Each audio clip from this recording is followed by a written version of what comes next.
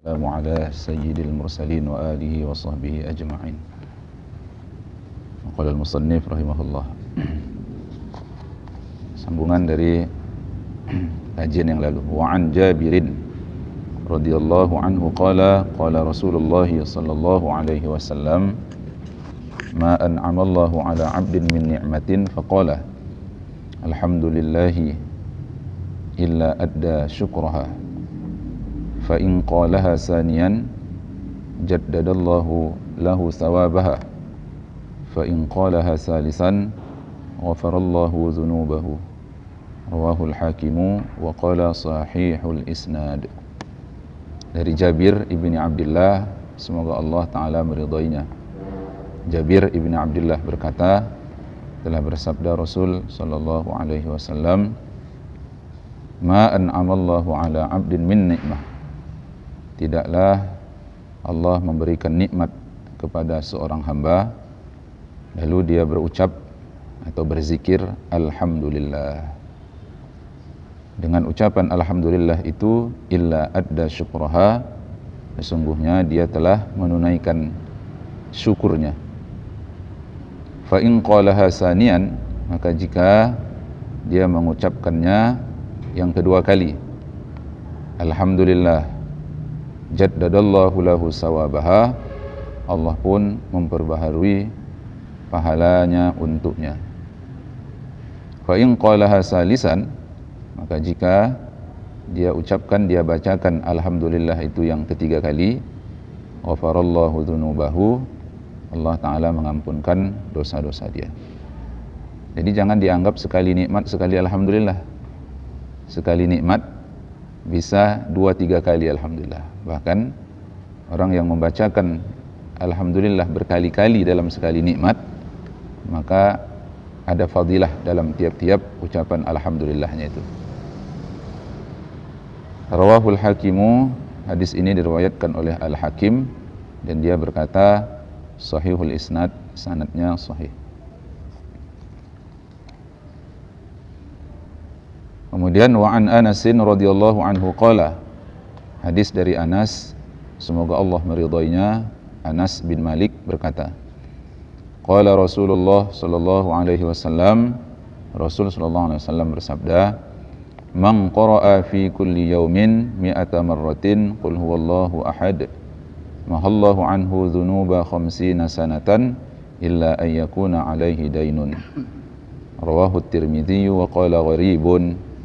Dari Anas bin Malik, semoga Allah meridainya, Anas berkata, Rasul sallallahu alaihi wasallam bersabda, man qara'a, siapa yang membaca, fi kulli yaumin, dalam setiap hari atau tiap-tiap hari, mi'ata marrah, sebanyak 100 kali, qul huwallahu ahad, bacaan qul huwallahu ahad atau surah Al-Ikhlas, mahallahu anhu dzunuba 50 sanah, Allah menghapuskan darinya dosa 50 tahun.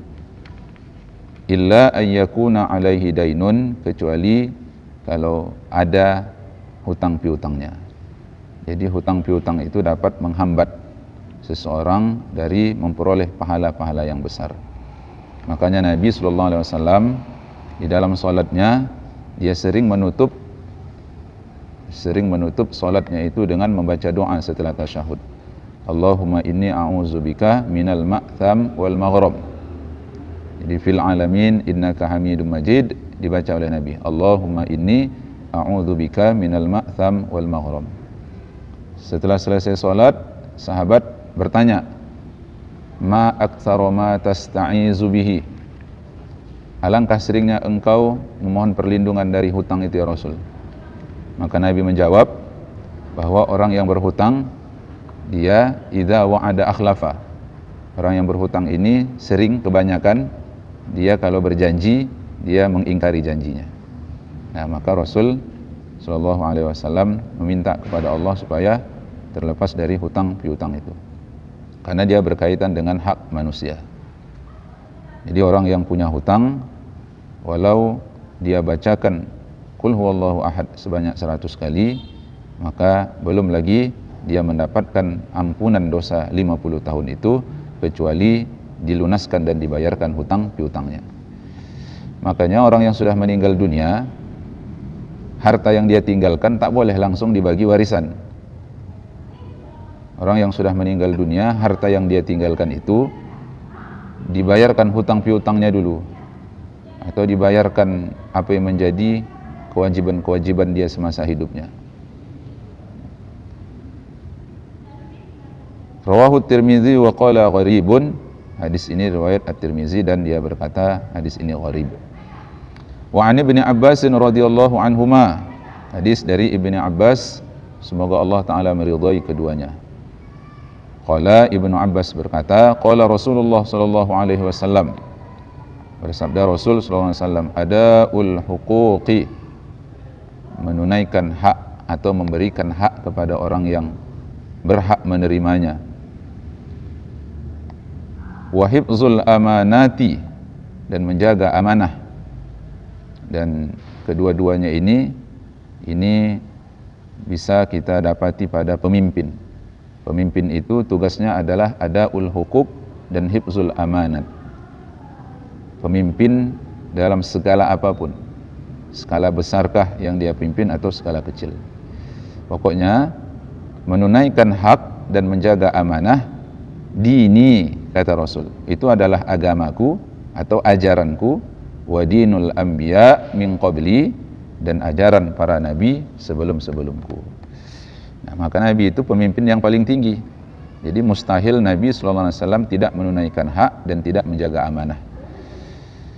Maka pemimpin yang tidak menunaikan hak dan tidak menjaga amanah, sesungguhnya dia sudah berkhianat atas tugas kepemimpinan yang diembannya. Wa qad u'titum ma lam yu'ta ahadun minal umam, dan sesungguhnya telah diberikan kepada kamu sesuatu yang tak diberikan kepada seseorang dari umat-umat masa lalu. Apa itu? Ay yaj'alallahu azza wa jalla qurbanakum al-istighfar. Bahwa Allah Ta'ala jadikan istighfar itu sebagai wasilah atau cara mendekatkan kepada Allah Subhanahu wa Ta'ala. Allah jadikan di antara ibadah kamu itu adalah istighfar. Wa salatakumul khamsa bil adhani, dan Allah Ta'ala jadikan ada azan tatkala salat-salat kamu yang 5 mau ditegakkan. 2. Wal iqamata lam tusalliha ummatun qablakum, wa ayyu abdin shallal fariidah. Oh, udah sampai situ tadi. Yang ketiga, ada iqamah. Ada iqamah. Lam tusalliha ummatun qablakum, yang tidak ada didapati oleh umat-umat sebelum kamu. Jadi Allah lebihkan kita dari umat yang lain. Pertama, adanya istighfar, dan istighfar itu menjadi cara beribadah kita atau cara bertaqarrubnya kita kepada Allah. Berarti umat-umat masa lalu tidak ada istighfar sama mereka. Beristighfar itu cara kita meminta kepada Allah supaya diampunkan dosa-dosa. Kalau umat-umat lewat tidak. Mereka kalau mau bertobat, faqtulu anfusakum, kalian bunuhlah diri kalian masing-masing. Yang kedua, salat yang 5 waktu dihiasi atau dilengkapi dengan azan. Artinya umat-umat yang lewat-lewat kalau mau salat ibadah tak pakai azan. Lalu kemudian wal iqamah, ada iqamah, dan iqamah ini tidak dijumpai pada umat-umat masa yang lalu. Yang keempat, wa ayyu 'abdin shallal fariidata thumma astaghfarallah azza wa jalla 10 marratin lam yakum min maqamihi hatta yaghfirallahu lahu dhunubahu. Dan hamba mana saja atau siapa saja yang salat wajib lalu dia beristighfar kepada Allah azza wa jalla 10 kali, tidaklah dia bangun dari tempatnya sampai Allah Subhanahu wa Ta'ala mengampunkan dosa-dosanya. Jadi belum lagi dia bangun dari tempat dia salat, Allah Ta'ala sudah mengampunkan dosa-dosanya. Walau kanat mithla ramlin alijin, sekalipun dosa-dosanya itu sebanyak gundukan pasir. Wajibali tihamah, dan sebesar gunung Tihamah. yaghfirullahu azza wa jalla, dan Allah Ta'ala akan mengampunkan dosa-dosanya.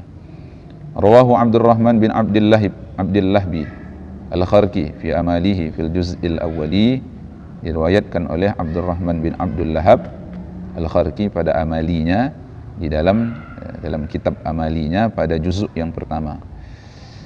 Al-Lahab, Abdul Lahab, berarti ada juga yang punya nama Lahab selain dari Abu Lahab, Abdul Lahab namanya.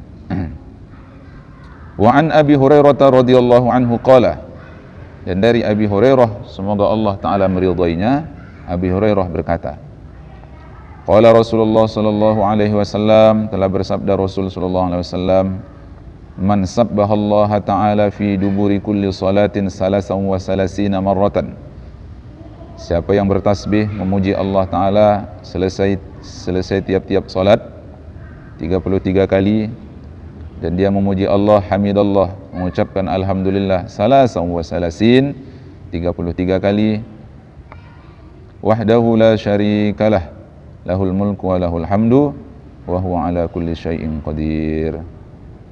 Lalu dilanjutkan dengan wahdahu la syarikalah, lahul mulku wa lahul hamdu wa huwa ala kulli syai'in qadir. Ghufirat lahu khotoyahu, diampunkan baginya dosa-dosanya, wa in kanat mithla zabadil bahri, sekalipun dosa-dosanya itu sebanyak buih di lautan.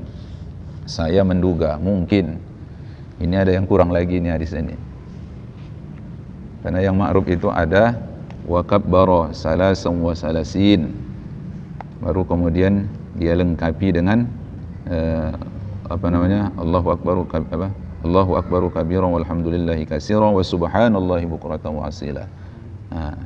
La ilaha illallah wahdahu la syarikalah, lahul mulku wa lahul hamdu.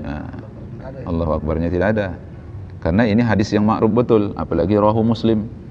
Yang rawahu Muslim itu kan yaitu memang dalam satu hadis disebutkan dia tidak sampai 33, tapi yang hadis yang menyebutkan 33 itu adalah hadis yang menyertakan 3 zikir, subhanallah, alhamdulillah, Allahu akbar. Wallahu alam. Karena memang sebelum ini juga sudah kita dapati ada beberapa kekurangan, jadi kekeliruan dalam meletakkan hadis itu tadi. Wallahu alam. Ini 2 saja nih. Wa an Anas radhiyallahu anhu qala, dan dari Anas bin Malik, semoga Allah Ta'ala meridainya, Anas bin Malik berkata, qala Rasulullah sallallahu alaihi wasallam, Rasulullah sallallahu alaihi wasallam bersabda, man qala fi duburis salati subhanallahil azim wa bihamdih, siapa yang membaca selesai salat subhanallahil azim wa bihamdih wa la haula wa la quwwata illa billah, qama maghfuran lahu, siapa yang membaca selesai salat subhanallah al-azim wa bihamdih wa la haula wa la quwwata illa billah, tatkala dia bangun atau berdiri dari tempatnya, diampunkan dosa-dosanya. Rawahul Bazzar an Abi Zahra an Anasin, diriwayatkan oleh Al-Bazzar dari Abi Az-Zahra dari Anas, wa sanaduhu ila Abi Zahra jayyid, sanadnya sampai kepada Abi Zahra, sanadnya bagus. Wa Abu Zahra la a'rifuhu, dan Abu Zahra saya tidak mengenalnya. Ini yang membilang saya tak mengenalnya ini kata Al-Bazzar lah mungkin ya. Khaufu minallahi babun min abwabil maghfirah, takut kepada Allah adalah satu pintu dari pintu-pintu maghfirah, pintu-pintu keampunan. Hah? Pengarang ya? Berarti hebat apa pengarangnya? Hah? Iya. Bukan Al-Bazzar ya? Izin dulu angkat ini. Khaufu minallah babun min abwabil maghfirah, takut kepada Allah adalah satu pintu dari pintu-pintu keampunan. Wa anil Abbas bin Abdul Muttalib, dari Al-Abbas bin Abdul Muttalib radhiyallahu anhu, semoga Allah meridainya. Qala, dia berkata, qala Rasulullah sallallahu alaihi wasallam, dan telah bersabda Rasulullah sallallahu alaihi wasallam, idza sya'arra jildul 'abdi min khasyatillah, apabila bergetar tubuh seseorang karena takut kepada Allah. Ini bergetar kulit seseorang, maksudnya bergetar tubuh seseorang karena takut kepada Allah Ta'ala. Tahatat anhu dhunubuhu, maka berguguranlah dosa-dosanya darinya. Kama yatahattu anis syajaratil yabisah waraquha, sebagaimana berguguran daun-daun dari pepohonan yang kering, disebabkan karena takut kepada Allah Subhanahu wa taala. Urahul Baihaqi wal lafzu lahu, Al-Baihaqi meriwayatkannya dan lafaz atau redaksinya itu adalah bagi Al-Baihaqi. Wa ruwiya an Rasulillah sallallahu alaihi wasallam qala, kemudian diriwayatkan dari Rasul sallallahu alaihi wasallam, Nabi bersabda, man ada fil bahri arba'ina maujatan, siapa yang menghitung ya, di lautan ada sebanyak 40 ombak yang menerpanya, wa huwa yukabbir, dan pada saat itu dia bertakbir, Allahu Akbar, Allahu Akbar. Ghafarallahu lahu zunubahu, Allah mengampunkan dosa-dosanya, ma taqaddama minha, yang lewat-lewat, wa ma ta'akhir, yang akan datang atau yang belakangan. Dosanya yang dulu-dulu dan dosanya yang belakang-belakangan. Wa innal amwaja latahatta dzunuba haqqan, dan sesungguhnya ombak-ombak itu tatkala dia menerpa, latahatta, benar-benar dia merontokkan atau menggugurkan dosa-dosa, haqqan, dengan pasti atau dengan sebenar-benarnya. Rawahul Hasan Ar-Rabi'i fi Fadail Syam, hadis ini diriwayatkan oleh Al-Hasan Ar-Rabi'i dalam Fadail Syam, Fadilah Negeri Syam. Berarti ada satu kitab namanya Fadilah Negeri Syam, karena kitabnya ada Fadail Makkah, ada Fadail Madinah, ada Fadail Syam, Fadail Medan, keutamaan. Karena memang Rasulullah pernah menyebutkan kota-kota itu secara langsung ya, Makkah, Madinah kan, apalagi Syam, apalagi nanti Yaman, nah, itu ada disebutkan. Ombak yang ada di sana atau ombak semua lautan? Gimana? Ombak yang ada di sana atau ombak yang ada di semua lautan? Semua lautan. Nah, makanya nelayan-nelayan tuh, ya, tatkala mereka berada di lautan, kena ombak, bertakbir dia, Allahu Akbar, Allahu Akbar. Kita pun kalau mau mendapatkan pahala, pergi ke laut, kena ombak, takbir awak, Allahu Akbar, Allahu Akbar. Ya, mana tahu ada orang yang mau pergi berjalan-jalan dia ke pulau, ya, naik sampan dia di laut, kena ombak. Ini artinya bahwa ketakutan kita itu kita arahkan dengan mengingat Allah Subhanahu wa taala. Ya. Kena ombak itu kan tentunya orang kan khawatir, takut sampan oleng, sampan pecah. Bukan karena betul istighfar sama Allah ya. Iya. Takut. Karena takutnya itu. Itu pun dihapuskan. Dan itu terbaik. Apa sebab? Karena ada orang yang pada waktu ketakutan bukan Allah yang disebutnya. Nah, bukan Allah yang disebutnya. Tolong katanya kan. Nah, itu kan. Nah, daripada awak menyebut tolong yang tidak bermakna di lautan, awak teriak pun tolong. Nah, gitu. Jadi lebih baiklah dia membaca takbir, Allahu Akbar, Allahu Akbar, Allahu Akbar. Nah, jadi ketakutan yang disertai dengan ucapan takbir, Allah ampunkan dosanya. Ketakutan yang tak disertai dengan takbir pun juga Allah ampunkan dosanya. Ketakutan kepada Allah, takut pada Allah. Kan ada takut tapi tak disertai takbir. Berarti tak jadi dia melakukan kemaksiatan karena takut pada Allah.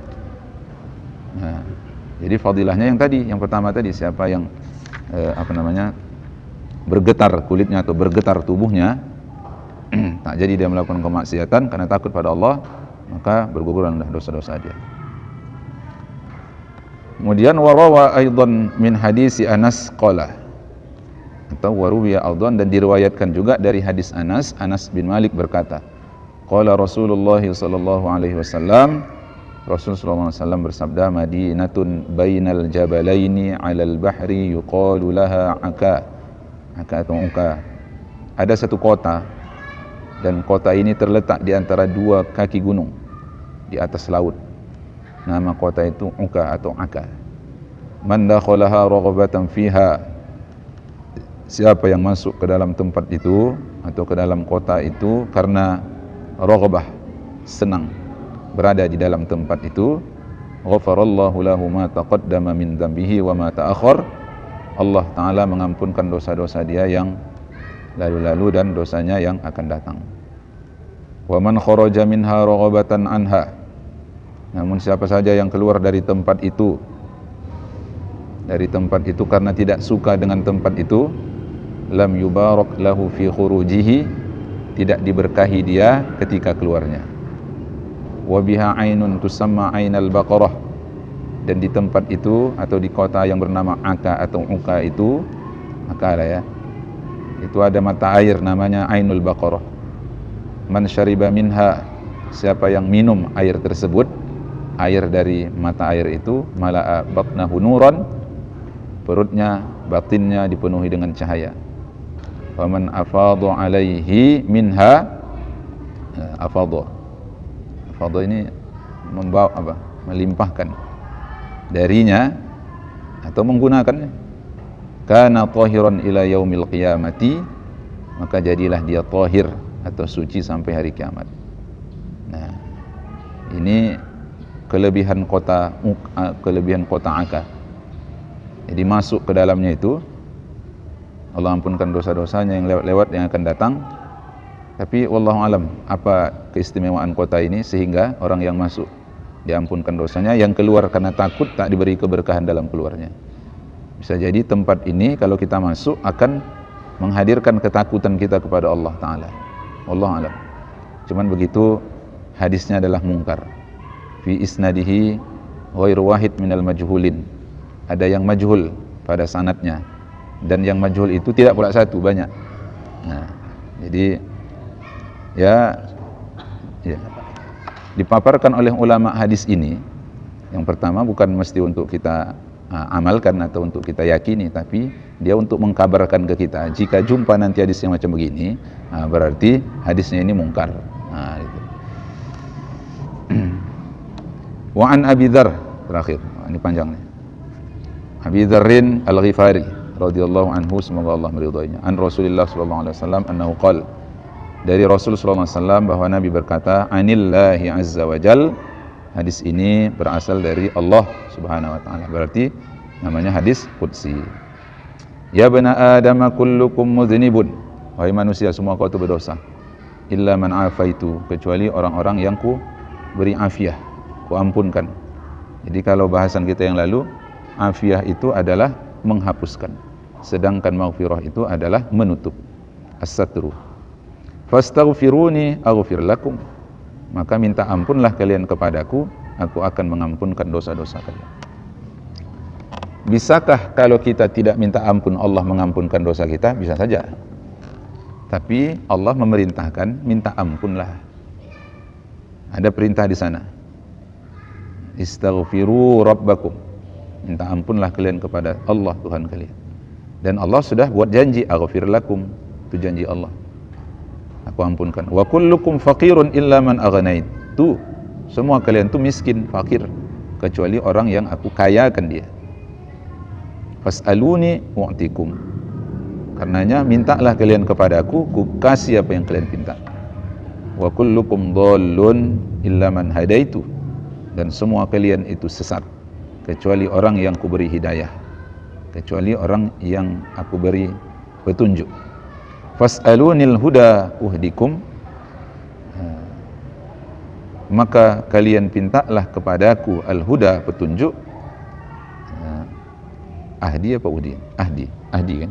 Ahdikum, aku berikan kalian petunjuk. Wa manis taghfarani, dan siapa saja yang beristighfar kepadaku, wa huwa ya'lam, dan dia tahu anni dzu qudrah ala an aghfira lahu ghafartu lahu, dan dia tahu kalau aku punya kemampuan untuk mengampunkan dosanya, maka aku ampunkan dosa-dosanya, wala ubali, dan aku tidak peduli. Jadi pada kajian kita yang lalu sudah kita bahas, jangan pernah ada menganggap dosaku terlalu banyak, tak diampunkan Allah lah ini. Tak boleh. Anni dzu qudrah, aku punya kekuasaan. Kalau ada yang beranggapan bahwa Allah tidak mengampunkan dosanya karena dosanya terlalu banyak, berarti dia telah mensematkan sifat kekurangan pada diri Allah. Kekurangan dari sisi apa? Kekurangan dari sisi tak mampu mengampunkan dosa karena dosanya banyak kali. Itu dia. Berarti dia telah mensematkan kekurangan pada diri Allah. Berdosa lah dia. Walau anna awwalakum wa akhirakum wa hayyakum wa mayyitakum wa ratbakum wa yabisakum. Kalau orang dulu, orang yang belakangan, yang hidup di antara kamu yang sudah wafat, yang kering, yang basah dan yang kering, ijtama'u ala qalbin. Mereka berhimpun pada hati, ala qalbin asqa, ala qalbi asqa wahidin minkum. Mereka berada pada hati yang paling jelek atau paling celaka dari kamu. Mana qasazalika min sultani, maka tidaklah yang demikian itu mengurangi kekuasaanku. Misla janahi ba'udatin, dan sebesar sayap nyamuk sekalipun, seperti sayap nyamuk ukurannya seperti sayap nyamuk. Maksudnya apa nih? Orang yang dulu, orang belakangan, orang yang hidup, orang yang sudah mati, mereka berkumpul, jahat semua nih orang nih. Itulah kira-kira jahat semua, jadi bandel kali, sama semua kejahatannya. Maka Allah umpamakan keberadaan mereka itu persis seperti janah ba'udah, seperti sayap nyamuk, dan Allah mudah untuk mengampunkannya, dan apa yang mereka lakukan itu tidak mengurangi kekuasaan Allah Subhanahu wa taala. Jadi jauh sebelum ada orang-orang baik, bahwa Allah itu ada tetap dengan izzah, tetap dengan kemuliaannya. Sebelum Allah menciptakan makhluk-makhluk, Allah itu ada tetap dengan kemuliaannya. Jadi setelah makhluk ada, lalu ada yang berbuat jahat, mana pula lah yang mempengaruhi? Yang ada ini mana pula mempengaruhi Allah Subhanahu wa taala? Sedikit pun tidak mengaruhi kekuasaanku. Walau anna awwalakum wa akhirakum wa hayyakum wa mayyitakum wa ratbakum wa yabisakum ijtama ala qalbi atqa rajulin wahid minkum. Ini kebalikannya. Jadi kalau berkumpul orang yang paling takwa betul, mazada fi sultani janaha ba'udah.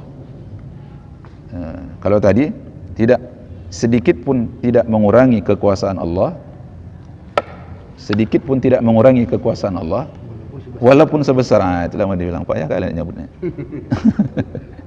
Walaupun sebesar sayap nyamuk. Begitu pula kalau semuanya berkumpul, yang tak baiknya, yang taat-taatnya berkumpul semua, macam Ustaz Nanu lah semua orang, taat-taat baik-baik semua, tidaklah menambah kekuasaan Allah, walaupun sebesar sayap nyamuk itu tidak menambah, sedikit pun tidak menambah. Jadi sayap nyamuk itu dibuat sebagai ukuran saking kecilnya. Saking kecil. Tidak, tak bertambah. Walaupun macam kita semua tak berkurang. Makanya saya bilang tadi kan gini.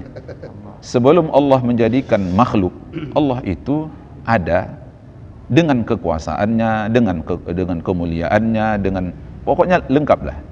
Nah, maka sempurna, tetap sempurna di atas sempurna. Maka tidaklah mungkin setelah ada makhluk lalu kemudian Allah mengalami sedikit atau kekurangan dari kesempurnaan itu, atau bertambah dari kesempurnaan itu. Nah, gitu. Tidak mungkin. Kalau ada bertambah berarti sebelumnya dia belum sempurna. Belum sempurna. Kalau ada berkurang menjadi dari yang sempurna menjadi tak sempurna. Begitu. Lalu lanjut.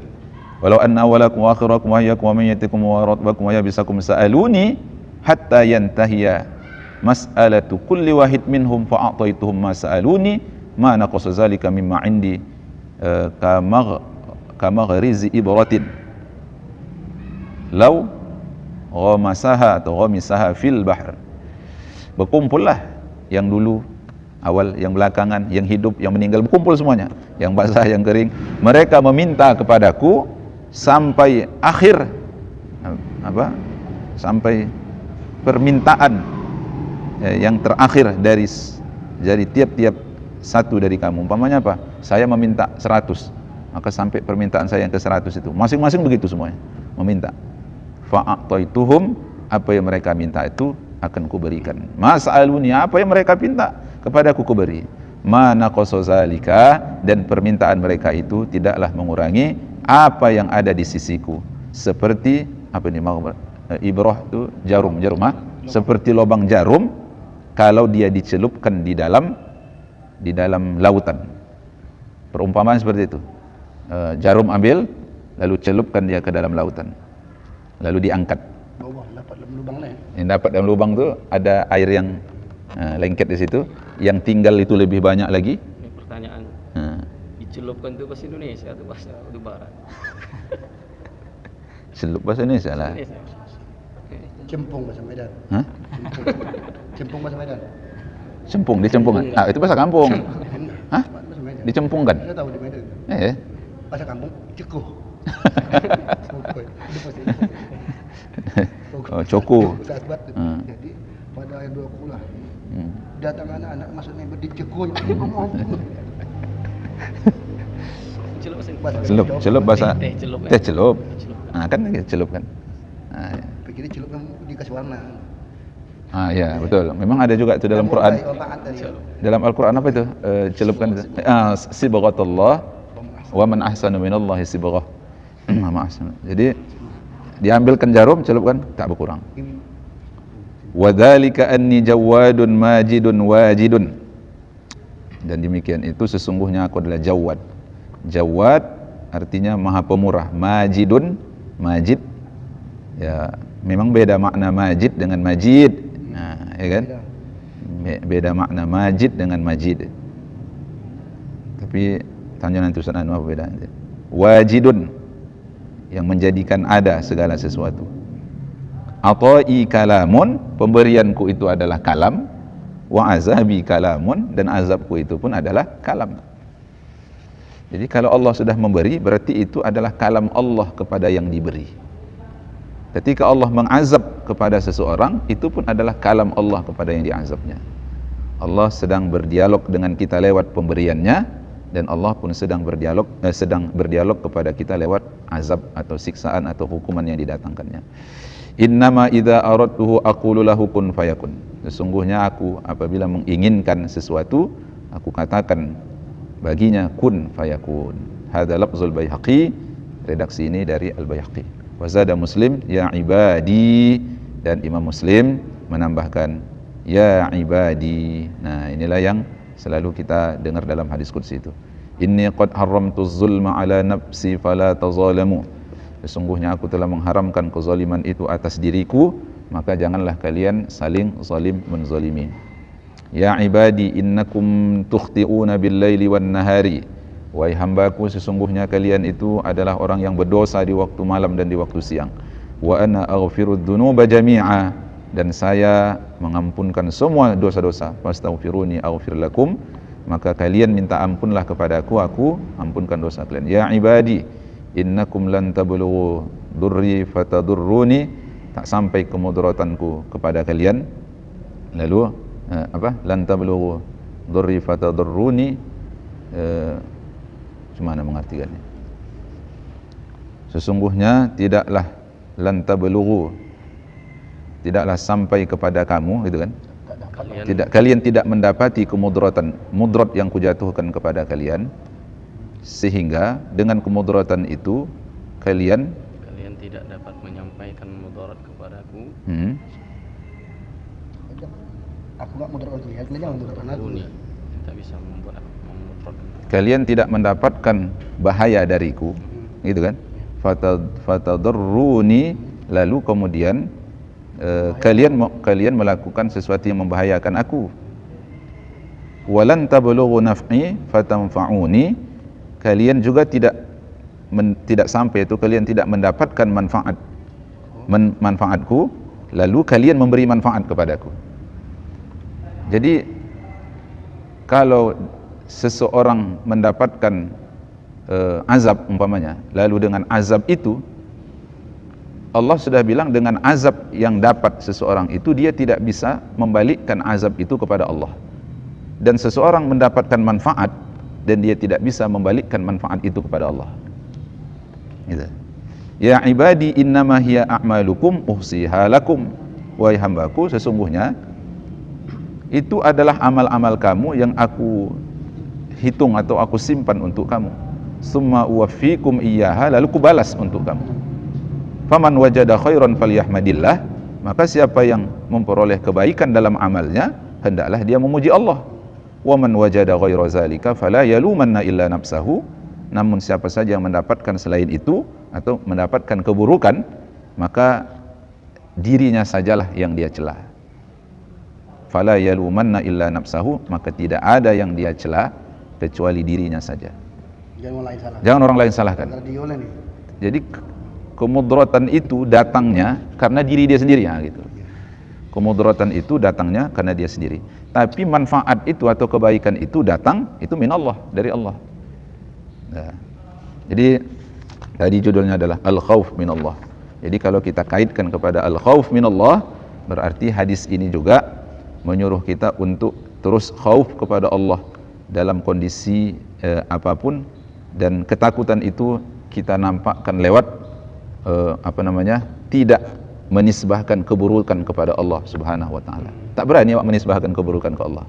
Walaupun datang dari Allah. Iya, walaupun pada hakikatnya keburukan itu memang datang dari Allah. Khair wa syarr.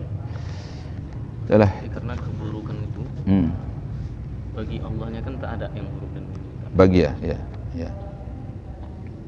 Pada makhluknya ada buruk dan tidak bernilai. Makanya tidak ada nisbah buruk bagi Allah. Sekalipun yang dia tetapkan umpamanya untuk hambanya yang menurut hamba tak baik, orang makhluk. Coba bila contoh ya. Sama awak haram berarti ya.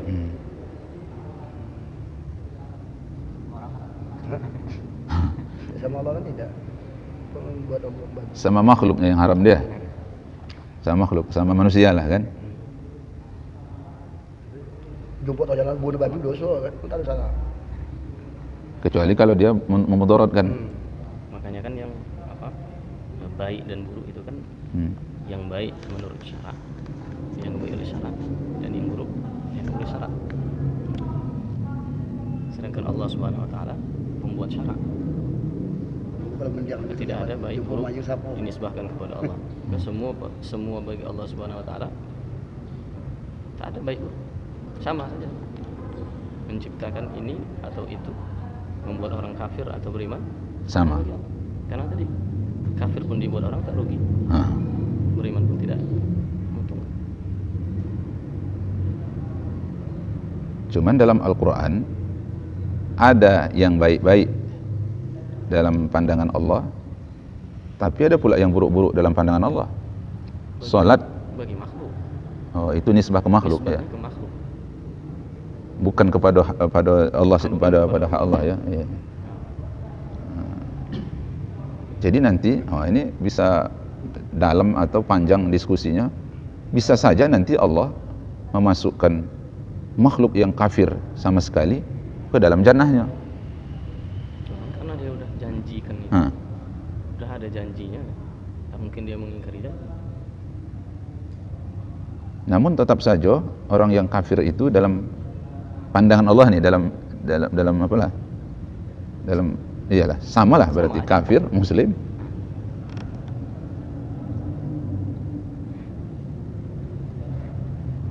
Disitulah yang menyebabkan nanti Mu'tazilah itu mengatakan baik buruk menurut akal itu kan. Maka ketika Allah Subhanahu wa taala menjadikan orang kafir, berarti itu buruk. Kalau begitu, berarti itu bukan Allah yang berbuat, itu orangnya yang berbuat. Karena menisbahkan itu kepada Allah Subhanahu wa taala.